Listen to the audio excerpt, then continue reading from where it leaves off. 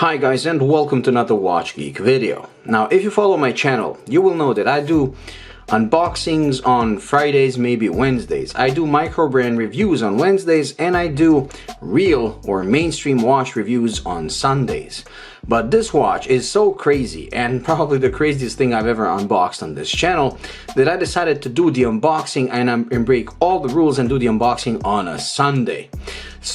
And the reason why I have all these watches here is because I want to do a comparison as soon as we open it. Now let's bring in the box. And here it is. It just came as I was coming back from work. It was waiting for me. So let's open it.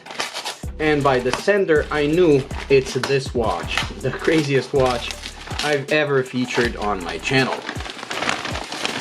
Let's open it. The box is quite large. And as you can see, it's a Spinnaker Piccard. And this is a limited edition watch by Spinnaker that was actually launched on the 23rd of January. So just a couple of days ago. Oh my God, this is a big box. Now, as you can see, this illustration here is actually the bathyscaphe Trieste, which was the vessel that went down to the bottom of Mariana Trench exactly 60 years ago, on the 23rd of January 1960. And it was designed by a man named Piccard, and actually his son Jacques Piccard was one of two people who were inside when it reached the bottom. It was the first time that the human race reached the deepest point on Earth, which is about 11,000 meters, I believe 10,900 something. And Jacques Piccard, the son of the designer of this vessel, together with a US naval officer, went down to the bottom. Now this was also very famous because strapped to this Trieste was a specially designed Rolex watch to show that Rolex can design a watch that can go down as much as 11,000 meters. And that watch was called the Deep-sea Challenger. And it was incredibly thick with an incredibly, almost ridiculous looking bulbous crystal to handle all the pressure. Now, Rolex is a serious brand, so naturally they're never gonna offer that kind of watch for sale because it's pretty much unwearable. But Spinnaker is a micro brand, and micro brands are not bound by their tradition because they have no tradition, they're new, and they can experiment. So this is actually a tribute to that Trieste vessel, to that Rolex Deep-sea Challenge, and to that ridiculous design of a watch. This is also the first Spinnaker to be able to reach 1,000 meters. So let's open it and see just how crazy Spinnaker got with this one. Let's open this cardboard box, and the box is not your regular Spinnaker cardboard box, it's a lot bigger. Inside is a nice wooden box. This is a very new when it comes to Spinnaker, so it's really a very special model for them. And let's open it. There, as you can see, you get an additional strap that was probably here but it fell off during transport. You get the tool, you have this, there you go, you have the velvety material here, you have this protective sponge or foam, and here's the watch on the pillow. And the pillow is very large. Now, just as usual with Spinnakers, you get a leather strap, but this time they also included a isofrane styled strap, and it's very, very thick because this is a dive watch and it's well resistant to 1,000 meters. Now let's open this beast and see what's what. And wow. And this is it. This is the Piccard, Spinnaker Piccard. Let's peel this off. Now, the reason I got all these watches together is to show you, because when you look at it like this, it's not very special, but when you put it next to something like this, which is a regular 40mm watch, you can see that this is pretty large. But that's not the funniest thing. The funniest thing is once you start flipping it around, because check this out. This watch is an incredible 26 millimeters thick and it features the same bulbous crystal just like Rolex had. I mean, Rolex's was probably even bigger, but it has that same style. And just look at this thickness.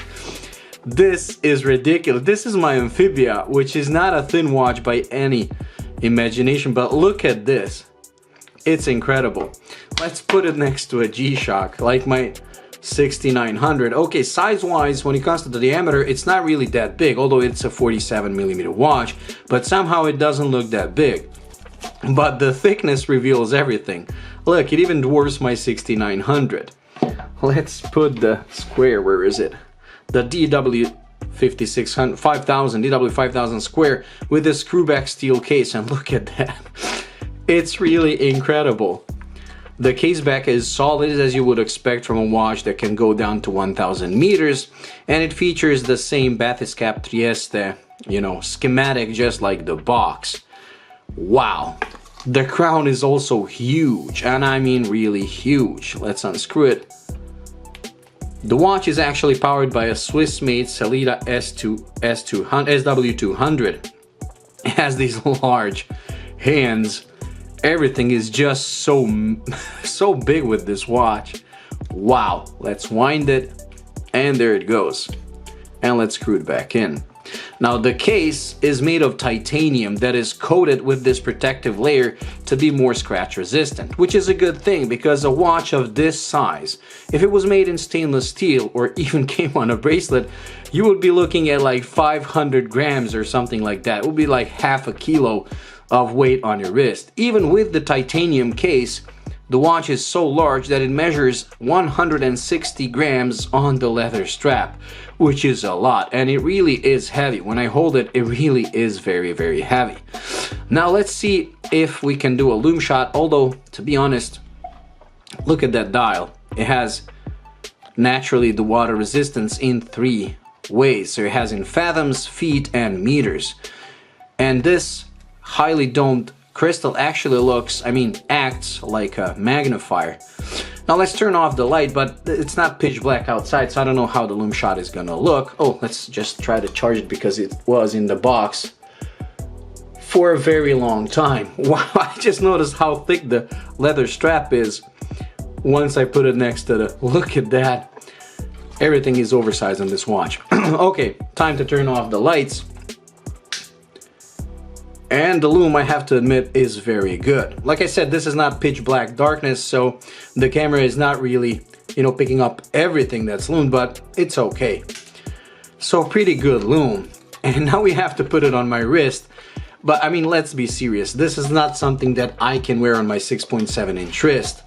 You really have to be a big dude to be able to pull this off. Let's just put it next to my Seiko 5. Look at that. Let's see the thickness. My Seiko 5 is 11. Look at this.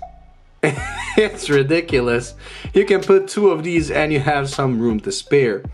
But it's not just for the, sometimes these really thick watches are down to the highly domed crystal that every micro brand love. But this, even the case is like really over-engineered. Now let's put it on my wrist and see what's what. Okay, are you ready? And here it goes. Oh my god, look at this. The lugs are overhanging my wrist, so this is probably like 54 or something lug to lug. Look at the thickness. This watch is so ridiculous that it's actually kind of cool. You really have to be a big dude to pull this off, and even then, it's questionable. Now, people like to say, like, a watch will clear a cuff or it won't clear a cuff. Forget cuffs. This thing can't even clear a door frame.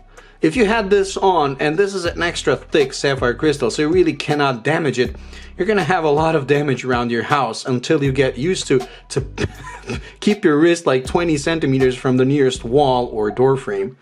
It is ridiculous. Spinnaker really deserves respect and kudos to them for having the courage to come up with something like that, like this. But I guess that is what micro brands are all about. They're, like I said, not bound by any tradition, by any design language from the past. they're not supposed to be considered serious. They are supposed to be brands that push things forward, that try different things to see what people like. And Spinnaker really pushed it, maybe even too far with this, but I mean, it really is cool. It is something I would probably never wear because it simply isn't physically possible for me to wear a watch of this size, but it is awesome. Now, as usual, I will be doing a detailed review of this piece with macro shots and everything, and stay tuned for that. But I mean, this is so cool. Now, this is available for sale since it is a limited edition watch. They launched it on the 23rd, so exactly at the 60th anniversary of the first descent to the Mariana Trench. So you can sign up for this. I mean, you can purchase it. I'll leave a link in the description because I have an affiliate link with them, and you can even use my coupon code WatchGeek20 to get an additional discount. But if you're gonna order this, you really have to have wrists like an elephant would have a foot. I mean, this is so big. Wow, incredible. Anyways, this was a really fun unboxing, probably the most fun I've had since I started this channel. So I hope you enjoyed as well. If you did, please like and subscribe, and until the next video, bye.